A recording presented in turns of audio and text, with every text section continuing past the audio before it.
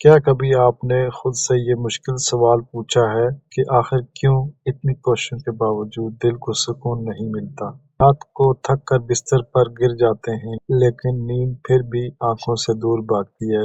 دن بھر لوگوں کے ہجوم میں رہتے ہیں مگر اندر ایک عجیب سی تنہائی بسی ہوتی ہے۔ پیسہ آ جاتا ہے، آسائشیں بدل جاتی ہیں مگر دل کی بے چینی ویسی کی ویسی ہی رہتی ہے۔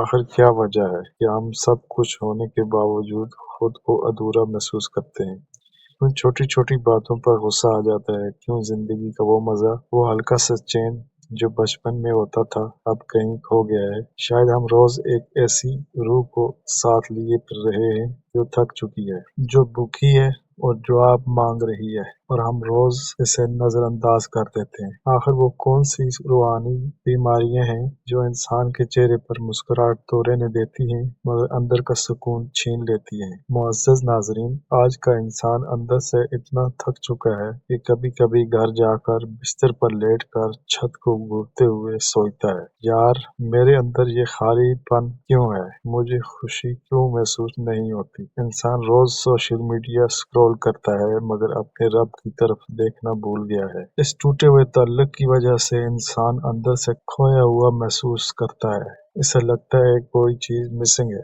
مگر پتہ ہی نہیں چلتا کہ وہ کیا ہے۔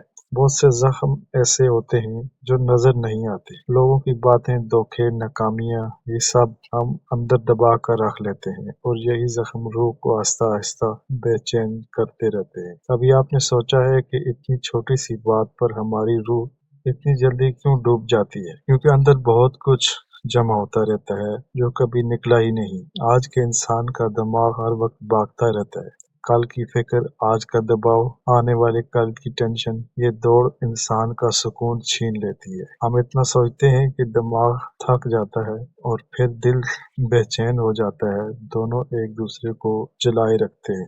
زندگی چل رہی ہوتی ہے مگر معلوم نہیں ہوتا کیوں چل رہی ہے۔ ہم بس ایک روٹین میں پھنس جاتے ہیں اور جب انسان اپنے مقصد سے دور ہو جائے تو اس کی روح ہمیشہ تڑپتی رہتی ہے۔ ہم ان تمام روحانی مسائل کو حل کرنے کی کوشش تو کرتے ہیں مگر صحیح علاج تک کبھی پہنچ نہیں پاتے۔ پھر ہم سوچنے لگتے ہیں کہ کیا سکون صرف باتوں میں ہے یا میری روح کو کبھی چین ملے گا؟ اسی لیے آج کی یہ ویڈیو صرف ایک کہانی نہیں ہے، یہ ایک سفر ہے آپ کی روح کے اندر تک کا، اور اگر آپ نے اس سفر کو آخر تک سنا تو شاید بہت دنوں بعد پہلی مرتبہ آپ کو اپنے دل میں ہلکا سا سکون محسوس ہو، کیونکہ آج ہم ان روحانی زخموں کو سمجھیں گے جو آپ کو ٹوٹا ہوا محسوس کرواتے ہیں اور پھر ان کا اصل علاج بھی ڈھونڈ نکالیں گے۔ تو چلیے اپنی روح کا دروازہ کھولتے ہیں، کیونکہ آج کی ویڈیو ان سب روحانی بیماریوں کا علاج بن سکتی ہے۔ معزز ناظرین، جہاں ہم نے دیکھا کہ زندگی کی تھکن،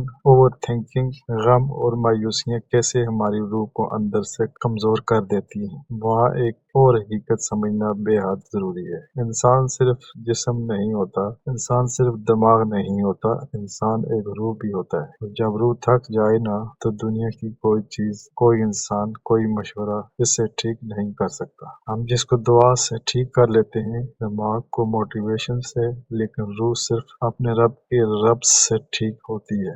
آج جو بے چینی ہم محسوس کرتے ہیں، وہ خالی پن، جو گھبراہٹ، جو نیند کا نہ آنا، ان کا اصل سبب صرف دنیاوی دباؤ نہیں ہوتا، ان کا اصل سبب ہوتا ہے روح کا اپنے رب سے کٹ جانا۔ جس طرح موبائل چارجر سے کٹ کر ڈیڈ ہو جاتا ہے، اسی طرح انسان بھی اپنے خالق کے کنیکشن کے بغیر آہستہ آہستہ اندر سے مردہ ہوتا رہتا ہے۔ اسی لیے چاہے آپ دنیا بھر کا علم حاصل کر لیں، سیلف ہیلپ ویڈیوز دیکھ لیں، تھراپی کی کتابیں پڑھ لیں، پھر بھی اندر ایک خاص کمی رہتی ہے، کیونکہ جس کو ٹھیک ہونا تھا وہ ٹھیک ہی نہیں ہوا۔ سکون نہ کوئی انسان دے سکتا ہے، نہ کوئی موٹیویشنل سپیکر، نہ کوئی ویڈیو۔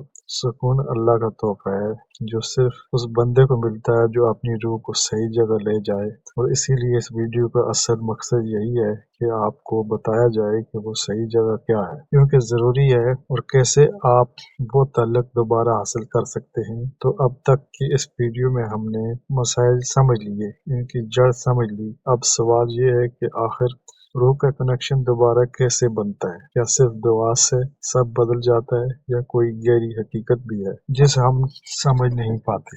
اب آگے والا حصہ بالکل اسی سوال کا جواب ہے۔ اس میں ہم سیکھیں گے وہ راز جو دل کو شفا دیتا ہے اور اندر کا سکون لوٹاتا ہے۔ میں اسے بہت سادہ اور حقیقی مثالوں کے ساتھ سمجھاتا ہوں۔ انسان روحانی طور پر اس وقت بیمار ہوتا ہے جب وہ لمبے عرصے تک ایک اندرونی دوڑ میں ہوتا ہے۔ منفی خیالات، لوگوں کی توقعات، پرانے زخم، ٹوٹے ہوئے رشتے، مالی دباؤ، احساس جرم، ڈر، روح یہ سب برداشت کرتی رہتی ہے اور پھر ایک دن وہ تھک جاتی ہے۔ اس مقام پر انسان کہتا ہے کہ مجھے سکون نہیں مل رہا، لیکن روح کہتی ہے مجھے سانس چاہیے۔ اور روح کی سانس کیا ہے؟ اللہ کا ذکر، اللہ کا نام، اللہ کا ربط۔ جب انسان ذکر کرتا ہے تو وہ صرف اپنے رب کو یاد نہیں کر رہا ہوتا، وہ اپنی روح کو آکسیجن دے رہا ہوتا ہے۔ قرآن میں اللہ نے ایک لفظ استعمال کیا ہے، غول، یعنی دل کا سنگ۔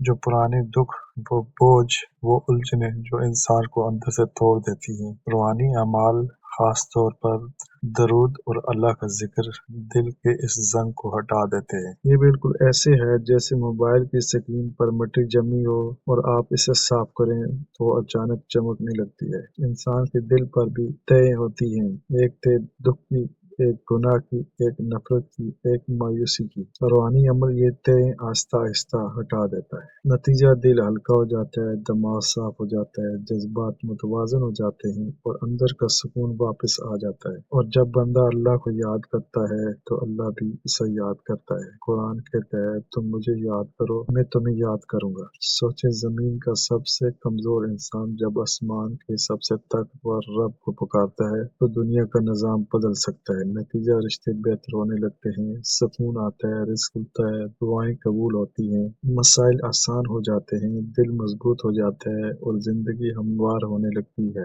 یہ کوئی جادو نہیں، یہ اللہ کا قانون ہے۔ جس کا دل رب سے جڑ جائے اس کا نقصان ناممکن ہو جاتا ہے۔ روحانی شفا کا اصل راز کسی ایک بڑے عمل میں نہیں بلکہ مستقل مزاجی میں ہوتا ہے۔ اگر انسان روز صرف 10 سے 15 منٹ اللہ کا ذکر کرے، درود شریف پڑھے اور تھوڑا وقت رک کر گہری سانسوں کے ساتھ اللہ کا نام لے تو زندگی سائنسی اور روحانی دونوں اعتبار سے بدل جاتی ہے۔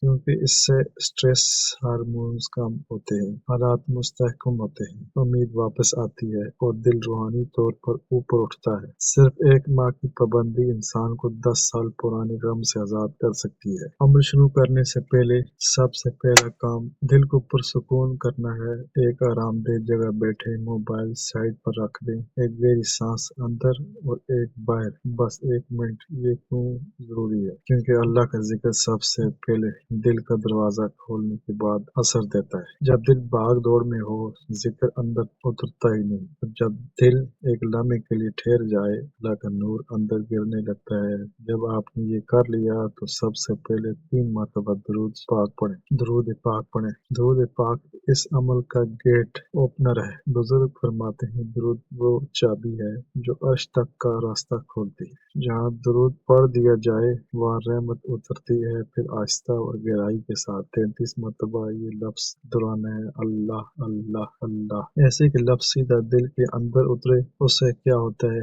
دل کا دباؤ اترتا ہے، گھبراہٹ کم ہوتی ہے اور روح میں سکون اترنے لگتا ہے۔ اس کے بعد وہ آیت پڑھنی ہے جو روح کا اصل علاج ہے، الا بذکر اللہ تطمئن القلوب، یعنی دلوں کا سکون صرف اللہ کے ذکر میں ہے۔ اسے 7 مرتبہ پڑھیں، کیونکہ 7 مرتبہ 7 قدرت کا ایک مکمل چکر ہے۔ جب انسان یہ آیت پڑھتا ہے تو اس کا دل اللہ سے اقرار کرتا ہے کہ میں تیرے سوا کہیں سکون نہیں ڈھونڈوں گا، اور اللہ جواب دیتا ہے تو پھر میں تجھے سکون ضرور دوں گا۔ آخری قدم درود ابراہیم 11 مرتبہ۔ اس کے فوائد یہ ہیں کہ ذکر کی جو روشنی دل میں جا چکی تھی، جو روشنی دل میں جا چکی ہوتی ہے، درود اسے محفوظ کر دیتا ہے۔ یعنی یہ عمل رحمت سے شروع ہوتا ہے اور رحمت پر ہی ختم ہوتا ہے۔ اور پھر عمل کے بالکل آخر میں 30 سیکنڈ خاموشی سے دعا کریں، نہ الفاظ سوچیں، نہ جملے بنائیں، بس اپنے دل کو اللہ کے سامنے رکھ دیں۔ یہ 30 سیکنڈ آپ کی زندگی کے سب سے طاقتور 30 سیکنڈ بن جاتے ہیں۔ 30 सेकंड बांध सकते हैं। अगर कोई शख्स ये अमल सिर्फ 10 दिन लगातार करे तो इसकी 70% बेचैनी कम हो जाती है, ओवर थिंकिंग कंट्रोल में आ जाती है, नींद बेहतर और दिल हल्का हो जाता है। ये अमल 3 औकात में सबसे ज्यादा असर करता है। एक तहज्जुद के वक्त सबसे ताकतवर लम्हा, दूसरा फजर के बाद दिल और दिमाग साफ होने का वक्त, और तीसरा सोने से पहले जज्बाती शिफा का वक्त। 3 असूल बहुत जरूरी हैं।